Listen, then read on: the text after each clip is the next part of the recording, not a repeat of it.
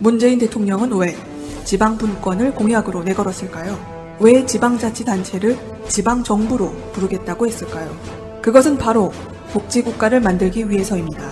실질적인 복지는 확실한 지방분권이 됐을 때 가능합니다. 지방자치의 원래 목적이 복지국가 건설입니다.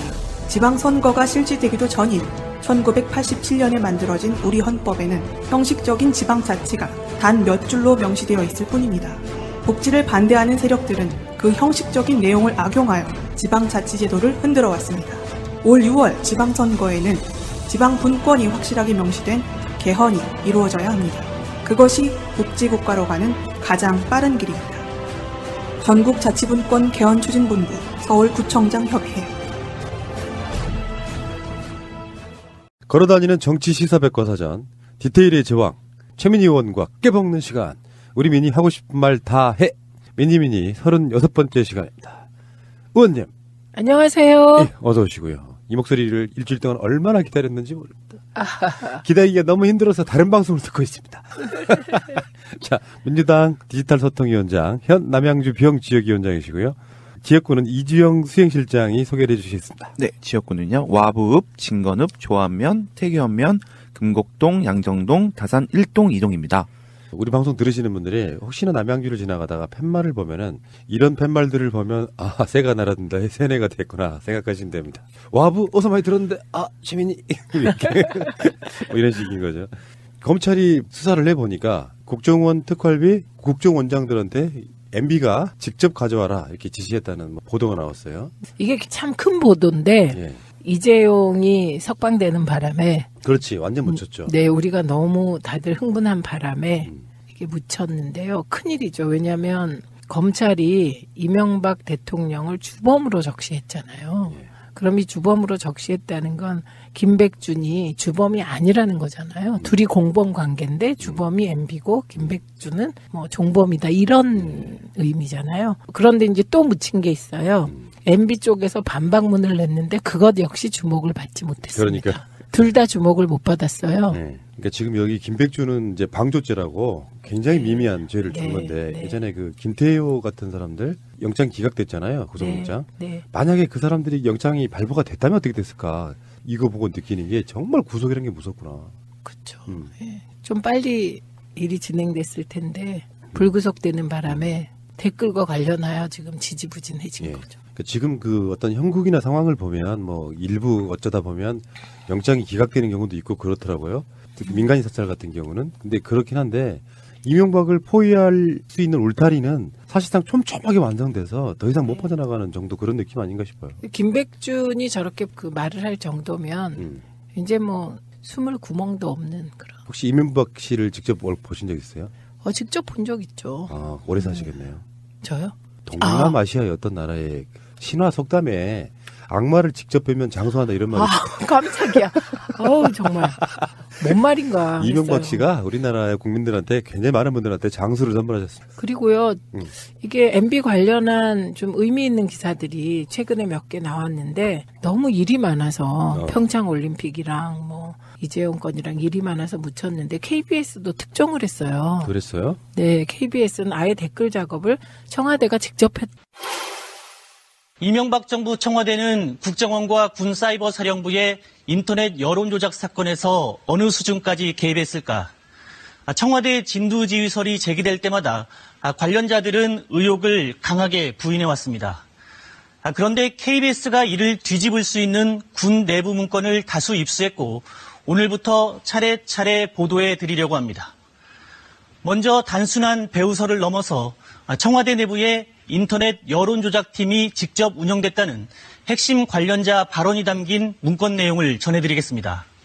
지난 2010년 1월 당시 국군 기무사령부 이처 옥과장은 청와대에서 김철균 뉴미디어 홍보비서관에게 기무사의 사이버 활동 내용을 보고합니다. 그리고 김 비서관의 발언을 정리한 문건을 만들었습니다. 대외비입니다. 김 비서관은 청와대가 정부 지지글과 대통령이 관심을 갖는 글에 대해 수시로 사이버상 활동을 하고 있다고 말합니다. 사이버상 활동 내용이 뭔지도 암시합니다. 정부 비난글에 댓글을 다는 것은 오히려 좌파들에게 빌미를 줄 수 있다. 정부 지지글을 많은 사이트에 퍼나르고 조회수를 늘리는 활동이 효과가 있다고 강조합니다. 2010년에 제가 모였는데 기억도 안 나네요. 벌써 몇 년이 됐습니까? 전화 끊겠습니다. 특히 이런 활동은 일체 외부에 알리지 않고 청와대 내부에서도 구두로만 보고하고 있다면서 각별한 보안을 지시합니다. 배우설이나 직접 지시설 등 이른바 댓글 사건의 가장 큰 의혹은 청와대가 어느 정도 개입했느냐는 것. KBS가 확보한 문건으로 청와대가 직접 나서 온라인 여론조작을 해왔다는 핵심 관계자의 발언이 처음 확인된 셈입니다. 취재팀은 김 전 비서관의 해명을 듣기 위해 수차례 직장과 자택을 찾았지만 만나지 못했습니다. 네, 근데 KBS가 특종을 하니까 이상하게 주목들을 안 하시는데 그것도 굉장히 큰 내용입니다. 사장이 바뀌니 할 일을 하는군요. 네, KBS의 탐사 보도팀이 굉장히 유능한 팀입니다. 그러니까요. 그래서 그 팀들의 이제 풀리면 KBS가 움직이면 진짜 뼈도 못 추린다. 이런 얘기가 과거에 있었거든요. 정현주 사장 시절에. 그래서 어제 그 단독 보도가 청와대가 직접 댓글 작업을 했다는 요지의 그 단독 보도가 KBS 탐사 보도팀이 부활하는 계기가 되었으면 좋겠고요. 그 다음에 또 하나 있습니다. 이건 저희 당 입장에서는 굉장히 불행한 그 보도인데요. 이건 한겨레 쪽에서 나온 탐사 보도인데 댓글 작업에 경찰청도 관여한 것으로 보인다.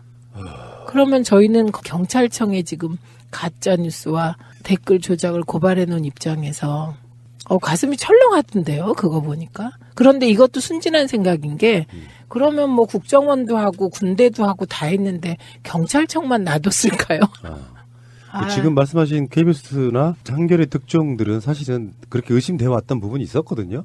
오죽하면은 왜 낙검수에서도 그랬어요. 청와대 지하에 댓글 부대가 있다. 직접 이명박 내려와서 댓글 뭐 달라고 지시까지 한 적이 있다. 이렇게 이야기한 적도 있으니까 네. 떠돌던 소문들이 사실 확인되는 그런 지점이라고 보는데. 근데 그러면 이제 어떻게 하나요? 경찰청도 댓글 작업을 한 범죄 조직인데 그게 이제 경찰청 사이버 수사대가 했을 거 아닙니까? 아니면 어떤 조직이 했을까요? 그래서 저는 우리는 지금 엄청 큰 건들을 다 서울경찰청 사이버 수사대 고발해놨는데. 이런 경우를 이제 고양이에게 생선을 맡긴다고 하는 건데 그렇다고 경찰을 전면 불신할 수는 없고 그렇죠.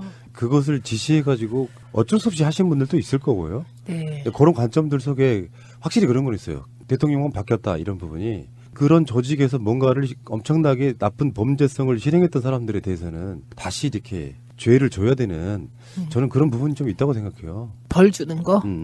죄와 벌. 그렇죠. 죄가 있으면 벌을 받아야죠. 네. 근데 이게 걱정은 이런 거죠. 우리가 댓글 관련하여, 댓글 조작 관련하여 고발을 했잖아요. 근데 그 댓글 조작 방식을 과거에 국정원 댓글에 관여했던 혹시나 누군가가 경찰청 내에서 수사를 하게 된다면 자기가 한 일을 자기가 수사하는.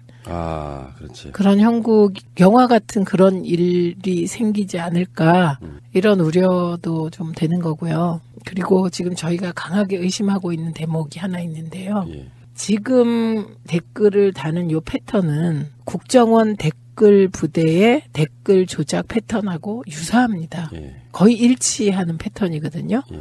그리고 국정원 댓글 때도 그때 댓글 부대 때도 매크로 기계 조작 문제가 제기됐었고요. 그런데 갑자기 정말 아무것도 모르는 어느 박근혜 대통령을 지지하는 어떤 그룹이 갑자기 매크로를 하고 갑자기 댓글 조작을 하고 이럴 수는 없는 거거든요. 매크로까지 하고 댓글 조작을 패턴으로 할 정도면 손에 익어야 되는 거예요. 꾸준히 해왔던 사람들. 그렇죠. 그리고 우리 지지자들 중에도 오랫동안 댓글을 감시한 분들은 거의 전문가 수준이 다 되어 있거든요. 그렇죠. 네, 그런데 이 댓글이 달리고 조작되고 뭐 이런 거를 보면서 저희가 조직적 개입에 의심이 있다. 이렇게 고발을 한 거거든요. 그러면 우리가 조직적이라고 얘기할 때 혹자는 뭐 특정 정당에서 지역이 별로 150명씩 뭐 디지털 뭐 댓글단을 모아서 한다고 하는데 과연 그런 정도의 분들을 모아서 매크로 조작까지 할 수 있나요? 그래서 그런 문제는 아닌 것 같고요. 저는 그런 의혹이 아닌 것 같고 뭔가 댓글 부대에 잔류 부대가 있는 게 아닌가 하는 강한 의혹을 갖고 있습니다. 이런 일로 이득을 보는 자들 가장 강력한 의심이 드는 거는 지금 자유한국당의 디지털 관련한 어떤 조직 그리고 정말 남아있을 수도 있는 이명박의 어떤 그런 조직, 그리고 저는 이런 거 하나 더 의심해 보거든요. 이제 국정원들 중에서 국정원 현재 직원이 아닌 뭐 양호의 양지회 같은 그런 조직들이 돌렸던 조직. 그러면 이건 수사 의뢰를 제대로 해가지고요. 이거 경찰이나 검찰이 의지만 있으면 금방 잡아낼 수 있는 거거든요. 그가 걱정하는 지점이죠. 네, 거기가. 네. 뭘 걱정하냐면 저희는 우리가 고소고발할 때까지만 해도 KBS 보도도 아직 안 나왔고 그 한겨레 보도도 없었기 때문에 서울경찰청에서 조직적으로 댓글 부대에 관여했다는 보도를 안 접했을 때에 고발을 서울경찰청에 했는데 만약에 그 보도들이 사실이라면 이게 큰일이죠. 왜냐하면 진짜 큰일이죠. 그러네요. 의원님 입장에서는 하늘이 좀 더 어려지는 상황일 수도 있어. 이걸 어디다가 수사를 더 의뢰를 해볼까요? 이런 문제가 있습니다. 그래서 그 기사가 좀 더 취재했더니 상층부 일부였다든지 뭐 이렇게. 의원님 차원, 디지털 소통위원회 차원이 아니라 당 차원으로 좀 끌어올리실 필요가 있지 않을까요? 최고위원회에서도 좀 많이 언급이 되고 수사를 촉구하고 최소한 그 정도는 할 수 있잖아요. 네, 수요일날 다음 주 수요일날 가짜뉴스 댓글 조작 법률 대책단 단장과 제가 같이 최고위에 일단 참석해서 관련 보고를 할 겁니다. 사태가 심각하다. 네. 자, 그러니까 온전하지 못한 정치 세력이 국민 여론을 억지로 조작해내는 사건이거든요. 네. 거기에 이제 언론사들이 합세해서 여론조사까지 조작하고 그러면서 마치 굉장히 국민의 지지를 받는 것처럼 여론조사와 댓글을 통해 가지고 여론을 바꾸려고 했던 네. 이것은 엄청난 범죄거든요. 실제로는 민주주의 국가에 있어서 여론조사라든지 댓글 이런 거를 조작하게 되면 민심이 완전히 왜곡돼서 이게 민주주의를 캐치는 가장 최고의 적이다 저는 이렇게 보는 거거든요. 예전부터 제가 주장해왔던 부분이고. 그게 사람의 심리라는 게 사람은 늘 친구 따라 강남 가는 거예요. 친구가 하면 나도 쫓아가고 내 친구가 이렇게 생각하면 나도 비슷하게 생각하고 그게 이제 인터넷상에서 좀 민감한 기사가 올라왔는데 그 기사에 그 많은 추천을 받은 댓글이 올라오면 그게 여론인 것처럼 느낄 수가 있죠. 모든 국민이나 모든 시민들이 전부 시시비비를 다 재시고 다 자기 기준으로 보는 건 아니거든요. 많은 사람들이 너무 바빠요. 너무 바빠서 뭐 와글와글 뭐 댓글이 많이 달린 와글와글 기사를 들어가 보고 그런 거잖아요. 구석구석 살필 시간이 맞습니다. 없어요. 그러니까 사람의 생각에 영향을 주는 거죠. 이게 과거에 생각이나 판단에 영향을 주는 정보를 제공하는 게 언론이었는데 지금 언론은 뭐 전문성도 떨어지고 열정도 떨어지고 과연 민주주의의 제4부라는 언론으로서 제대로 기능하는 언론이 있나 하는 의구심이 들 정도의 상황이잖아요. 그런데 이제 굉장히 긍정적인 의미에서 SNS 문화가 활성화된 건데 그 SNS 문화조차 왜곡되고 오염된다면 그 언론이 하는 공론장 역할을 언론이 못하니까 SNS에서 공론장을 형성해 온 거잖아요. 지난 9년 동안. 거기에 팟캐스트들도 있는 것이거든요. 근데 이제 그 SNS 공론장마저 오염되고 왜곡된다면 이제 또 다른 청정 공론장은 어디서 어떻게 만드나 이런 걱정이 되는 거죠. 기득권이라는 건 아직까지도 우리보다 훨씬 많은 힘을 갖고 조작하려고 덤비는 이런 부분은 일종의 저항 같은 건데요. 반발, 저항 이런 건데 국민들 뜻이 좀 모아지는 부분이 있다면 그것도 어느 정도는 이렇게 정리가 될 거라고 보는데 그런 걸로 여론 조작이 안 된다는 거를 네. 그래도 세력도 알아야 돼요. 대통령 지지율이 잠깐 빠지고 이런 정도는 제가 봤을 때는 그 큰 영향을 주지 못한다 이렇게 생각을 하거든요. 다시 반등했죠. 근데 언론이 지지율이 50%대로 떨어지니까 마치 50%로 떨어진 것처럼 59% 뭐 57% 이런 거였는데 그렇게 하다가 지지율이 다시 60% 넘어가서 63% 5%까지 간 건 별로 강조해서 보도를 안 하니까 국민들은 문재인 대통령 지지율이 하향 추세구나. 이게 머리에 박히게 이것도 조작하는 거죠. 근데 최근의 흐름 속에서 보면 오늘 김민웅 교수님 글 혹시 보셨어요? 김민웅 교수님 글은 정말 널리 전파해야 돼요. 그래서 그건 이따가 이주영 실장이 한번 읽어주시면 좋을 만큼 글이 좋아요. 지금 상황을 굉장히 우려 섞인 마음을 잘 전달하셨고요. 그다음에 지금 이제 남북 간의 화해 모드를 조성해서 어떻게든 평화를 지키려는 문재인 대통령과 민주당이 있고요. 그리고 이 6차 방정식, 한반도를 둘러싼 6차 방정식에서 다들 바라는 바가 다른 거잖아요. 연관된 국가들이. 예. 그래서 이번에 이제 미국 같은 경우는 트럼프 대통령이 매파 중에 하나인 부통령을 보내잖아요. 펜스 부통령을 보내면 이게 이제 북한과 미국은 지금 강대강 대치잖아요.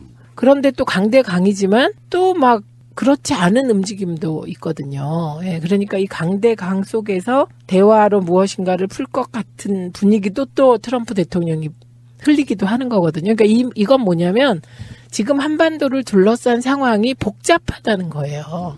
그리고 북핵 위기가 하루아침 일도 아니고 20여 년이 지난 오래 묵은 일이잖아요. 그러니까 그만큼 풀기 힘들다는 거잖아요.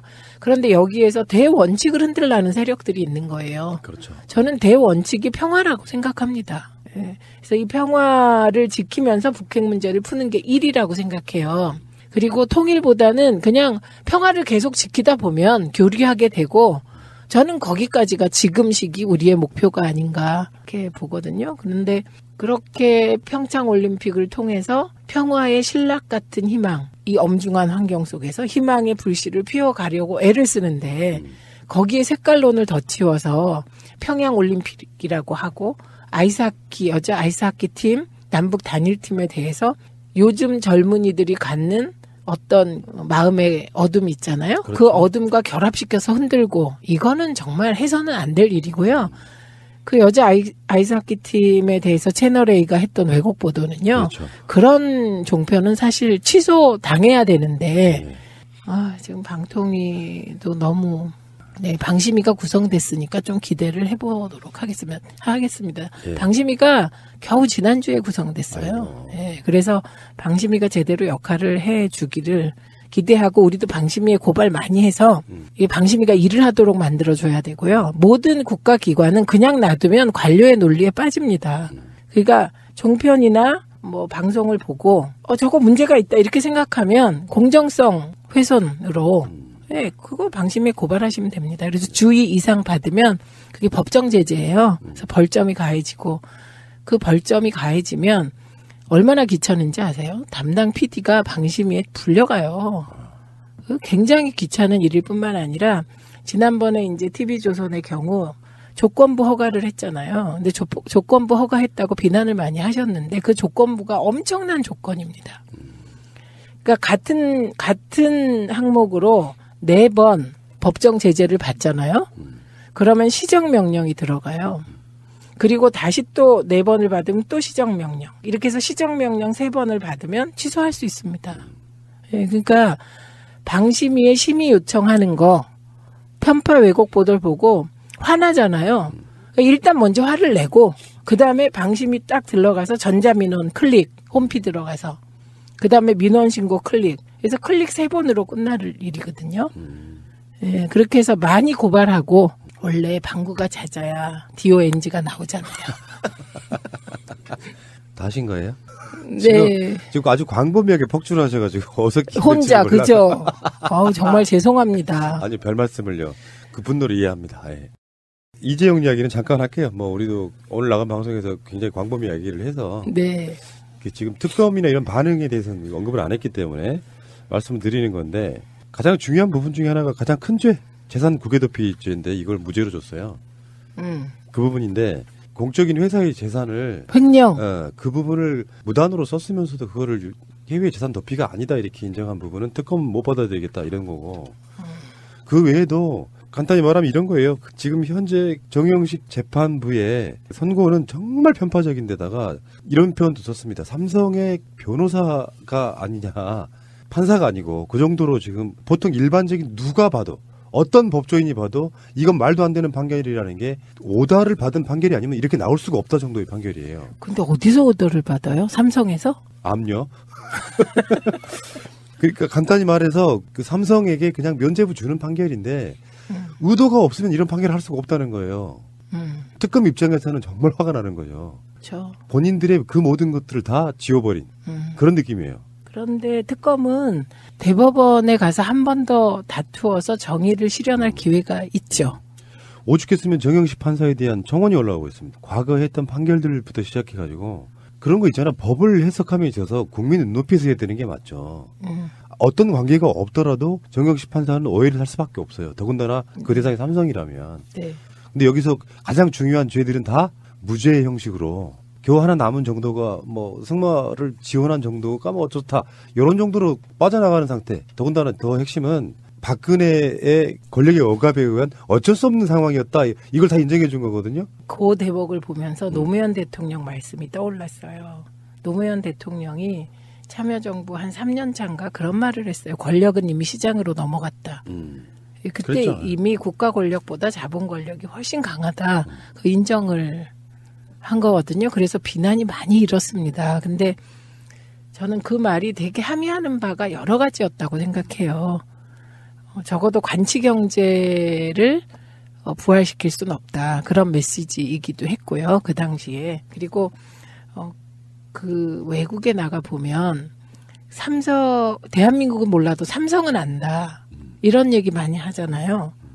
그런데 그런 세계적인 기업인 삼성이 박근혜 대통령의 강압에 의해서 뭐를 했다는 그 판단은 그건 삼성을 너무 무시하는 거고요. 맞습니다. 삼성 입장에서도 그게 기분이 좋을까요? 나쁠까요?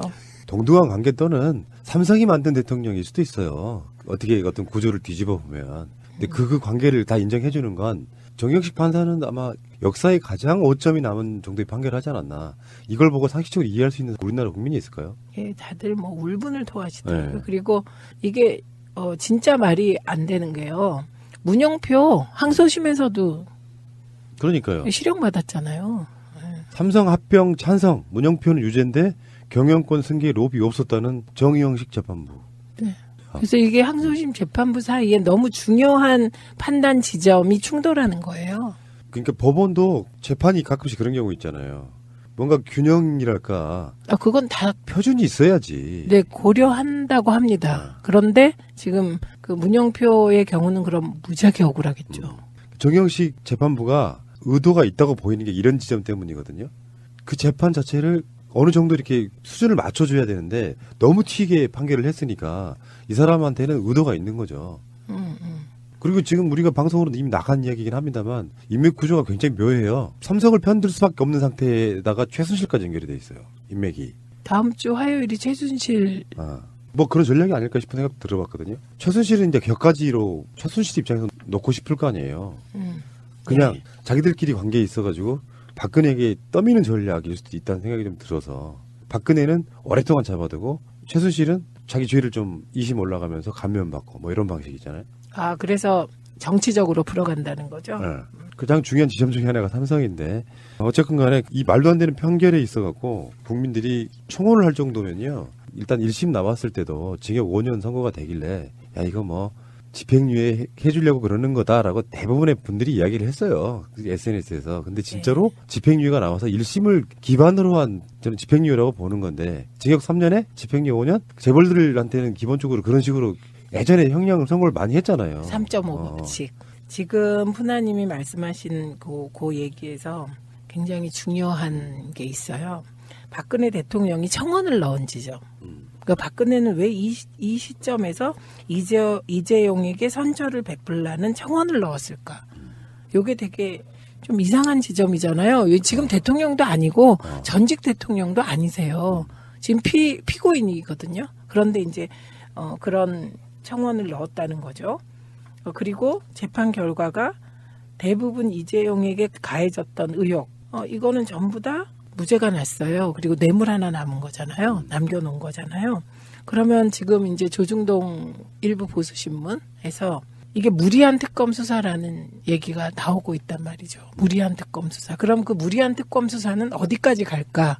이런 의문을 품어보는 거예요. 그러면 좀 아까 말씀하셨듯이 최순실도 뭐 그 곁다리로 가고 박근혜한테 다 몬다. 그렇게 되면 그리고 박근혜는 정치투쟁을 계속 주장해 왔잖아요. 이게 누군가가 만든 프레임이고 나에게 억울하게 누명을 씌웠고 오직 내 잘못은 최순실을 믿은 죄밖에 없다. 지금 이런 프레임이거든요.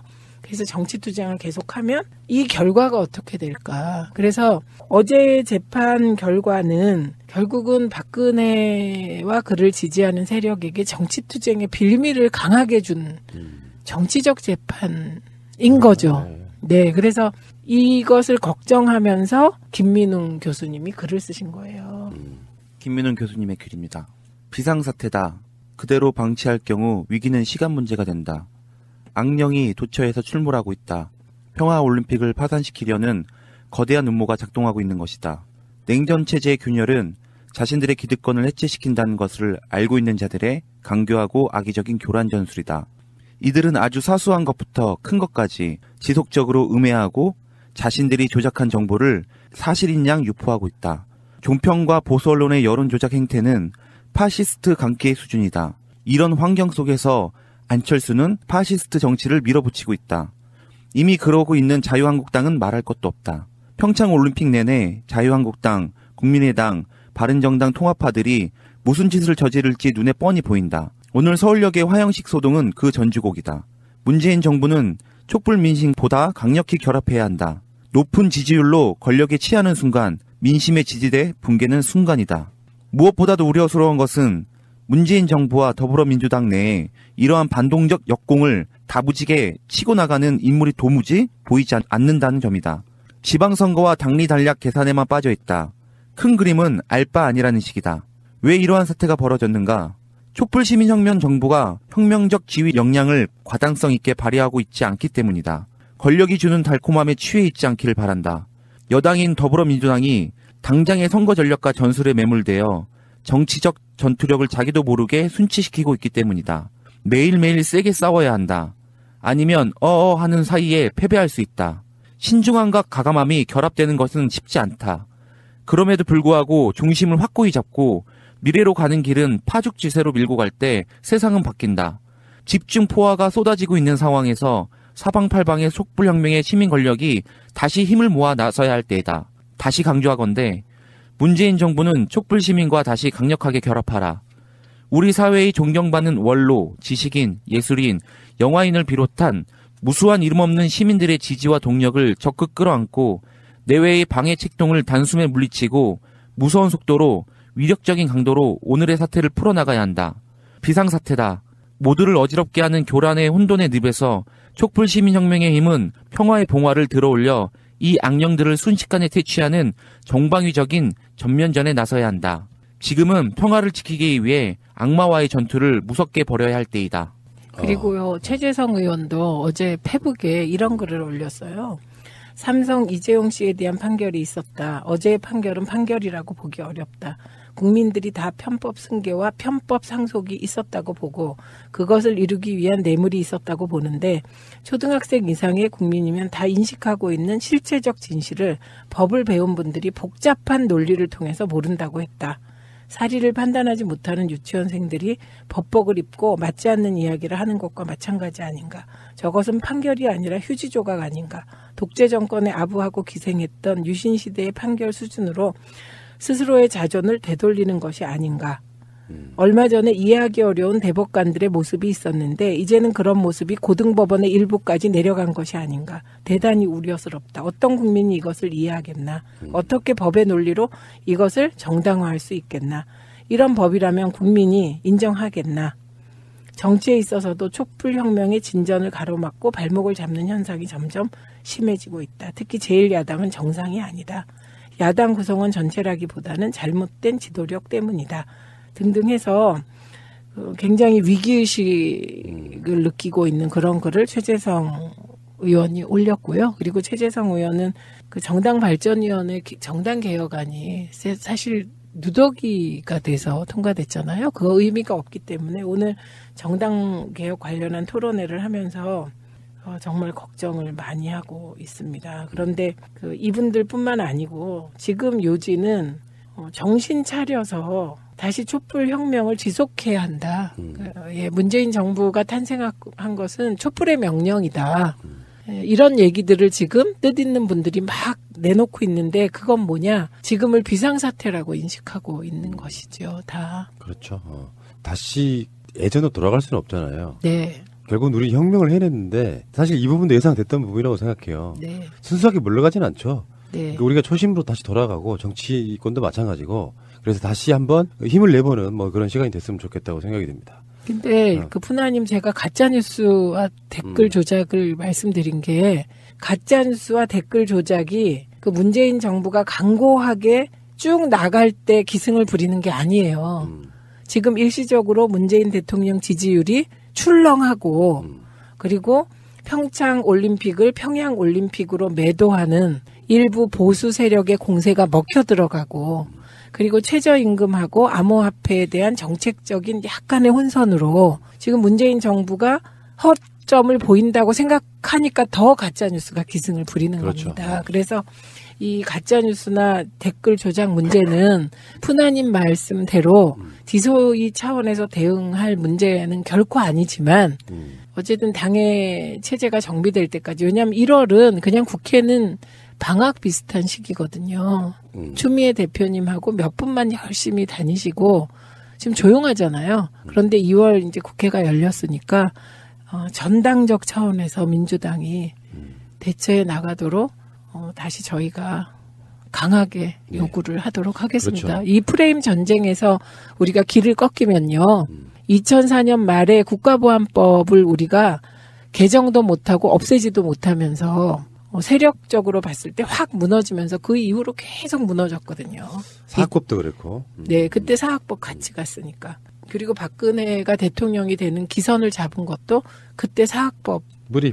네, 그게 뿌리입니다. 그 당시에 그 악착같이 하는 모습으로 보수 아이콘이 되어가는 과정이었거든요. 네, 그래서 이번에 지금 말도 안 되는 그 평화올림픽, 평양올림픽 프레임 전쟁을 그나마 방어한 것도 민주당이 아니라 깨시민 네티즌 일반 국민이었다는 점, 예, 이 점은 저희 당 입장에선 되게 뼈아프게 느껴야 될 지점이고요. 그리고 어쩌면 이게요, 저도 그 n분의 1로 평화올림픽을 많이 쳤거든요. 그러니까 이제 정치의 권위는 이미 깨시민에게 넘어갔다. 예, 정당에서도 권력이동이 일어났다. 이걸 인정하면 될 것 같아요. 정당이. 기득권은 원래 완고한 저항을 하죠. 촛불로 박근혜를 끌어내린 건 시작에 불과해요. 그것의 시작에 불과한데 사람들이 착각할 수 있죠. 우리가 이겼다, 끝났다 이렇게 보는 시각이 완전히 다른 거니까 완고하게 뿌리 내려있는 이쪽의 악의 근원 같은 경우는 캐토톱이죠. 뿌리치 캐내야 됩니다. 우리 어려운 싸움을 웃으면서 그러니까요. 캐토톱. 즐기면서 안 하면 오래 못해요. 즐기면서 하는 거지. 우리 같은 사람들은 안철수, 홍준표를 정말 바보처럼 보잖아요. 본인들은 못 느끼겠지만 자기들은 야당의 당수로 있으니까 뭐 대단한 거라고 보지만 인물이나 어떤 사람 자체의 됨됨이를 보면 한참 아래에 있는 사람들이잖아요. 즐기면서 해야지. 스트레스 받으면서 할 일이 뭐가 있겠어.